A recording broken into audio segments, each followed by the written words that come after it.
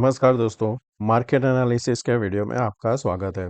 आज के इस वीडियो में हम बात करेंगे वीकली चार्ट, डेली चार्ट और आने वाले वीक में हमें किस हिसाब से यहाँ पे ट्रेड मिल सकता है। और कल जो मैंने वीडियो शेयर किया था दोस्तों आप लोगों के साथ कि अगर पोटेंशियल ब्रेकआउट आपको ढूंढना है तो किस हिसाब से ढूंढना है, वहाँ पे मैंने डिटेल में बताया है कि आपको यहाँ पे ऑल टाइम हाई रहता है उसके कितने पास में मिलता है, जैसे कि यहाँ पे चार्ट है। तो ये स्टॉक कैसे मिलते हैं वो मैंने कल के वीडियो में बताया, तो अगर आपने देखा नहीं है तो प्लीज़ जाके देख लेना। और अच्छा लगे तो प्लीज़ दोस्तों वहाँ पे लाइक एंड कमेंट जरूर करना। और इस चैनल पे अगर नए हो तो प्लीज़ सब्सक्राइब जरूर कर देना। और आने वाले लाइव वीडियो में भी आप वहाँ पे शामिल हो सकते हो।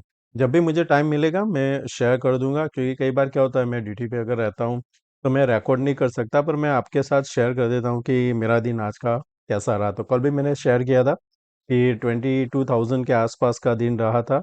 और हाँ, जो पोजीशन मैं ओपन कर कर गया हूँ यहाँ पे अभी करीबन -454 दिखाई दे रहा है।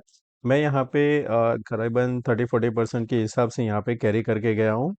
तो मेरे पास जो ओपन है यहाँ पे 51,600 का कॉल ओपन है, जो ये आने वाले वीक का होगा। उसके पहले मैंने नेक्स्ट वीक का भी शॉर्ट किया है 50,400 एक इन द मनी रिस्क लिया है, क्योंकि काफ़ी अच्छा सा मार्केट ऊपर है। तो यहाँ पे मैं 300 पॉइंट लेके चल रहा हूँ, तो जब तक ये 1600 के नीचे रहेगा तब तक मैं यहाँ पे क्वांटिटी ऐड करता रहूँगा। यानी कि अगर ये यहाँ पे मंडे ओपन होता है 1400 के आसपास, तो मैं यहाँ पे ऐड करूँगा क्वांटिटी, और यहाँ पे भी ऐड करूँगा।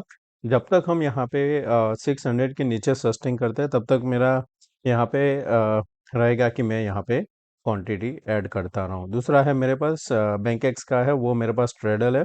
मैंने इस हिसाब से ट्रेडल यहाँ पे बनाया है कि दोनों साइड अगर 58,000 या 59,000 के बीच में रहेगा तो यहाँ पे करीबन 13 से 14 हज़ार का प्रॉफिट मिल सकता है। तो वो मैं मंडे आपको शेयर कर दूंगा कि क्या वहाँ पे मेरा पोजीशन रहा था। उसके पहले देखते हैं यहाँ पे कि मेरा ट्रेड लेने में क्या था मेरा लॉजिक वहाँ पे। तो यहाँ पे पहले मैं निफ्टी आपको शेयर किया था दोनों ग्रुप में कि जब तक ये लाइन के नीचे नहीं जाता है आपको यहाँ पे शॉर्ट नहीं करना है। तो काफ़ी लोगों ने मैसेज भी किया था कि इसकी वजह से एक अच्छा सा वहाँ पे डायरेक्शनल का व्यू मिल गया, और यहाँ पे उन्होंने एक ट्रेड लिया था लॉन्ग की साइड। बैंक निफ्टी में भी सिमिलर था कि जब तक इसके नीचे है आपको लॉन्ग नहीं करना है। कंसोलिडेशन के बाद यहाँ पे जो ब्रेकआउट हुआ, ये यहाँ पे फिर क्या होता है कि ये जो ट्रेंड लाइन होता है वही आपका पहला टारगेट होता है। तो कंसोलिडेशन करके यहाँ तक गया 51,130। तो यहाँ पे मैंने एक बार बुक कर लिया था और मैंने शेयर भी किया था कि मेरा आज का हो गया है। तो ये यहाँ पे इस हिसाब से मैंने बुक किया था। अब क्या कर रहा है मार्केट, यहाँ पे धीरे धीरे ऊपर की साइड जा रहा है। तो मैं यहाँ पे इंट्राडे का आपके साथ शेयर कर देता हूँ कि आने वाले मंडे में हमें कैसे ट्रेड करना है। तो यहाँ पे जो ये जो ट्रेंड लाइन है, जब तक हम यहाँ पे इसके नीचे नहीं जाते हैं तब तक हमें शॉर्ट नहीं करना है। शॉर्ट आपका आइडियल बनता है ओनली बिलो 51,130, उसके पहले नहीं बनेगा। अगर इसके नीचे सस्टेन करता है तो फिर क्या होगा कि यहाँ पे आपके लिए एक एम पैटर्न सा भी बन सकता है। वो एम पैटर्न इस हिसाब से बनेगा, जैसे यहाँ से स्टार्ट किया, ये हमने हाई लगाया, यहाँ पे ये हाई पॉसिबल है यहाँ तक भी जा सकता है, फिर आएगा तो ये हमारा एम बनेगा। उसमें आपका कंडीशन क्या होना चाहिए देखेंगे तो यहाँ पे अभी नेगेटिव डाइवर्जेंस बन रहा है, हायर हाई लग रहा है पर आरएसआई लोअर बन रहा है। तो एक यहाँ पे आपके लिए एक हिंट है कि ऊपर से यहाँ पे रिवर्सल आ सकता है। तो या 568 से आए या फिर यहीं से आ जाए, वो हमें ध्यान में रखना है। ये हाई है यहाँ पे 398, याद है? तो मैंने लास्ट टाइम आपको बताया था कि जो सपोर्ट है वो 340 है। तो हमें यहाँ पे क्या ध्यान में रखना है कि अग्रेसिव ट्रेडर हो तो 340 के नीचे जाता है तो रिस्क लेना, नहीं तो रिवर्सल पे ध्यान। यहाँ पे रिवर्सल कैंडल अगर होता है तो वो कौन सा होता है वो समझ लेते हैं।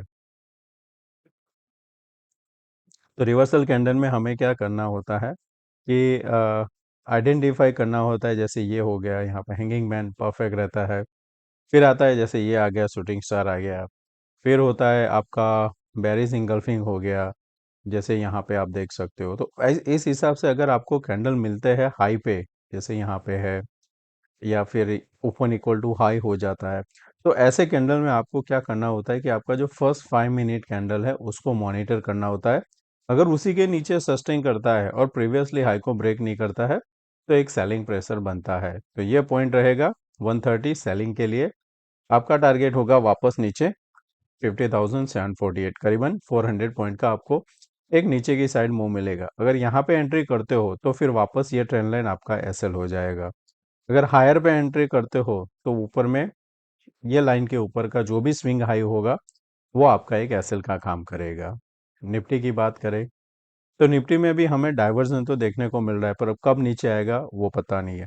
इसके लिए आइडियल क्या होगा, जैसे कि ये वाला लेवल है 760 का लेवल। कल मैंने ग्रुप में भी बताया था कि अगर ये 740 को ब्रेक नहीं करता है, जब यहाँ पे ट्रेड कर रहा था तब मैंने बताया कि अगर ये 740 को ब्रेक नहीं करता है तो हायर चांस है कि हमारा प्रीवियस हाई है उसको हम ब्रेक करने जाएंगे। तो एक पॉइंट से हमारा प्रीवियस हाई यहाँ पे ब्रेक होते हुए बच गया है। अब हमारे लिए इम्पोर्टेंट वही रहेगा 760 एंड 740। इसके नीचे जाता है तो हम यहाँ तक का ट्रेड ले सकते हैं 638, यानी कि 100 पॉइंट का यहाँ पे मूव मिल सकता है। जिस हिसाब से यहाँ पे लोगों ने बाय किया है, जब मार्केट नीचे आएगा तो भी आपको प्रिपेयर रहना है। क्यों? क्योंकि मार्केट जब नीचे आता है तब इस हिसाब से आएगा। ये जो आप देख रहे हो फॉल यहाँ पे भी, तो आपको एक दो कैंडल में अगर मार्केट को नीचे आना होगा तो आपको मौका नहीं देगा वो नीचे आते टाइम पे। क्योंकि यहाँ पे क्या कर रहे हैं लोग, हर डिप में बाय कर रहे हैं। तो जब नीचे आएगा तो पहले ये ऐसे लेगा, थोड़ा बाउंस आके फिर इनके ऐसे लेगा, फिर बाउंस आके इनके ऐसे लेगा, फिर कंसोलिडेशन करेगा, बताएगा हाँ मैं अभी ऊपर आ रहा हूँ, फिर से जो झटका लगेगा वो सीधा नीचे लेके आएगा। तो नीचे से हमें फिर इस हिसाब से रेडी रहना है। तो अब निफ्टी और बैंक निफ्टी का हो गया, फिर निफ्टी देख लेते हैं। मस्त एक कंसोलिडेशन बनाया हुआ है, ये एक बेस्ट लग रहा है हमें ट्रेड करने के लिए। तो मंडे ट्रेड करना है तो फिन निफ्टी में ध्यान में रखना, क्योंकि ये बहुत ही नज़दीक है सपोर्ट के आसपास। तो समझो हम यहाँ पे इस लेवल पे ट्रेड कर रहे हैं, ये हमारा फ्लैग पैटर्न बन रहा है ऊपर की साइड के लिए। तो अगर इसी जोन के अंदर हम कंसोलिडेशन करते हैं और फिर ब्रेकडाउन देते हैं तो एक बेस्ट रहेगा शॉर्ट के लिए नीचे 213, और उसके बाद में ये जो जोन है वहां तक यानी 23,000 तक आ सकता है। ये आपका मेक और ब्रेक रहेगा 270। उसके नीचे गया तो एक स्मूथ मूव आपको नीचे की साइड मिल सकता है। ऊपर की साइड तो खुला है, आप देखोगे जैसे ही ये लेवल के ऊपर सस्टेन करेगा 23,400 के, सॉरी 360 के ऊपर एक आपको फिर से अप मूव देखने को मिलेगा। अब इसमें प्रॉब्लम क्या है कि ऊपर कहाँ तक जा सकता है। तो यहाँ पे आप फिबोनाची लगा के देख सकते हो कि पहला लेवल मेरा कौन सा आता है, क्योंकि हमारे पास छोटा मूव है तो उसी हिसाब से हमें देखना पड़ेगा।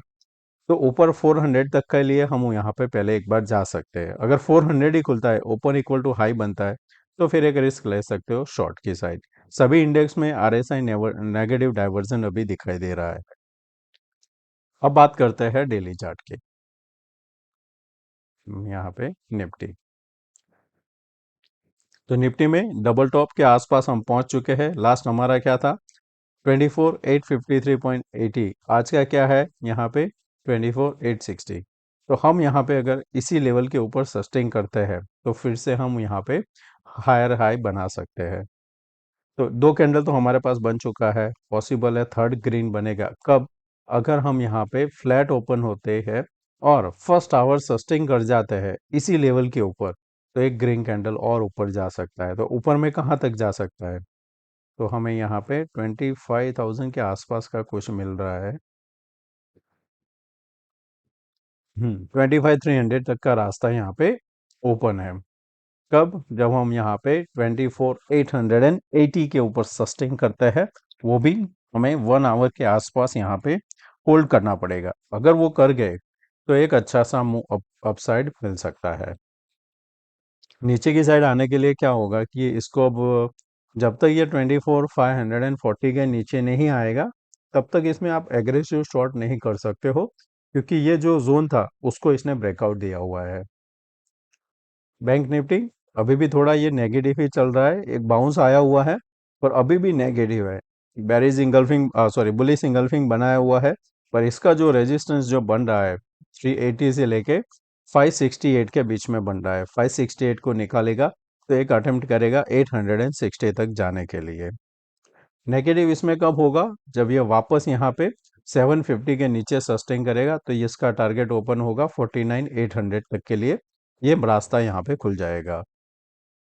फिर निफ्टी डेली चार्ट, यहाँ पे ये जोन अभी जो हमने डिस्कस किया कि अगर 360 होल्ड कर गया तो ऊपर में 400, 455 एंड 500, ये तीन लेवल यहाँ पे ओपन हो जाता है नेक्स्ट ब्रेकआउट के लिए। ऊपर से आप यहाँ पे ट्रेंड लाइन भी बना सकते हो। तो इसका भी अगर यहाँ पे देखेंगे तो आता है 500 के आसपास ही रेजिस्टेंस बनता है, तो वो लेवल ध्यान में रखना अगर आप लॉन्ग में हो। शॉर्ट के लिए जब तक यहाँ पे हम 140 के नीचे सस्टेन नहीं करेंगे, एग्रेसिव शॉर्ट नहीं कर सकते हो। 140 के नीचे होल्ड कर गया तो 22,800 का रास्ता ओपन हो जाता है। अब बात करते हैं वीकली में कि वीकली कैंडल कैसा दिख रहा है। वीकली कैंडल में यहाँ पे नीचे से एक अच्छा सा बाइंग आया हुआ है, पर अभी भी यहाँ पे पॉजिटिव साइन नहीं है। अगर लो के नीचे फिर से सस्टेन करता है तो गिरावट आ सकती है। सिमिलर यहाँ पे भी रेड कैंडल बना हुआ है।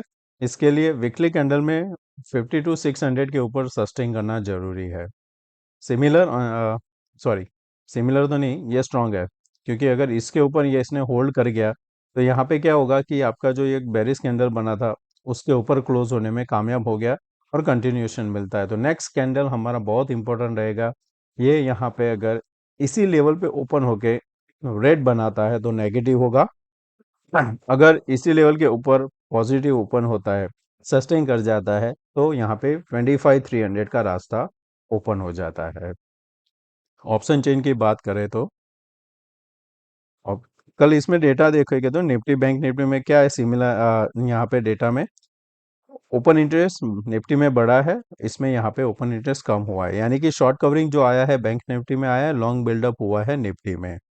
निफ्टी का डेटा ध्यान में रखते हैं यहाँ पे तो नीचे आता है 24,500 एक सपोर्ट का काम, जो अभी हमने चार्ट में भी देखा कि जब तक 540 के ऊपर है हमें यहाँ पे एग्रेसिव शॉर्ट नहीं करना है। ऊपर में 25,000 ह्यूज ओआई बिल्डअप है, 56 लाख के आसपास है, और सबसे ज़्यादा जो शॉर्ट हुआ है थोड़ा दूर हुआ है 25,200 के आसपास हुआ है। इन द मनी अभी भी ओपन है 24,500 में 23 लाख, 24,618 एंड 19 एट दी 24,700। सबसे सेकंड जो आता है वो आता है 24,800, जिसके आसपास हम यहाँ पे क्लोज हुए हैं।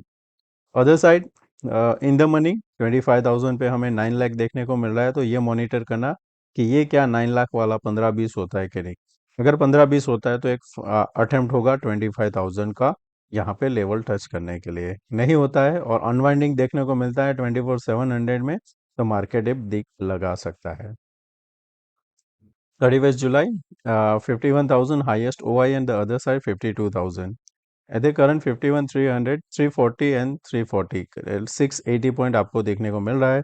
680 करते हो तो जो हमारा चार्ट पे सपोर्ट आता है 50,740 आता है, एंड ऊपर में यहाँ पे करते हैं तो करीबन 51,900 के आसपास आता है, यानी हमारा 860 के आसपास। तो प्रीमियम चार्ट के हिसाब से यहाँ पे परफेक्ट है। इन द मनी प्रीमियम में और 51,500 पे 7 लाख यहाँ पे हमको देखने को मिल रहा है, तो ये मॉनिटर करना है हमें मंडे को।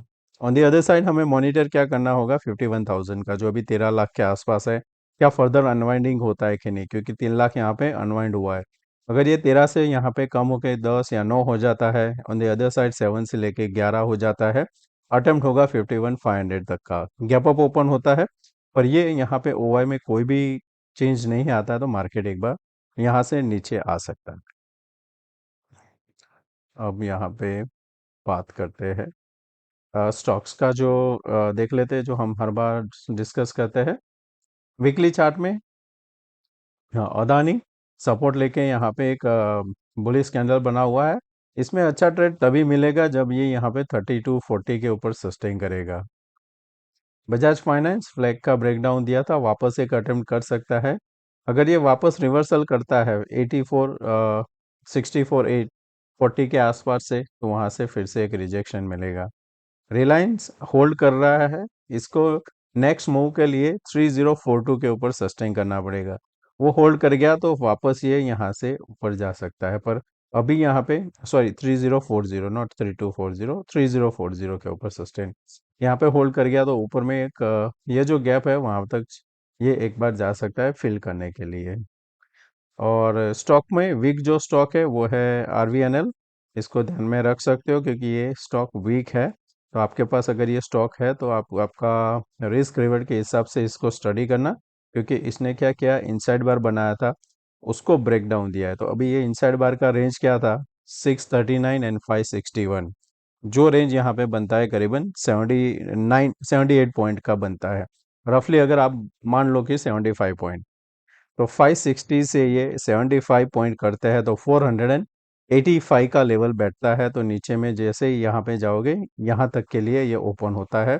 तो आपके लिए पहला टारगेट अगर नीचे में जाता है तो यहाँ तक का होना चाहिए। ये फ्यूचर में नहीं है तो आप इसको शॉर्ट नहीं कर सकते हो। आप अगर इंट्राडे करते हो तो आपके हिसाब से इसको आप रिस्क लेके ट्रेड कर सकते हो। मेरे पास इंट्राडे में ये था स्टॉक, जब ये 578 से रिवर्सल कर रहा था, काफ़ी अच्छा सा यहाँ पे मूव मिला था।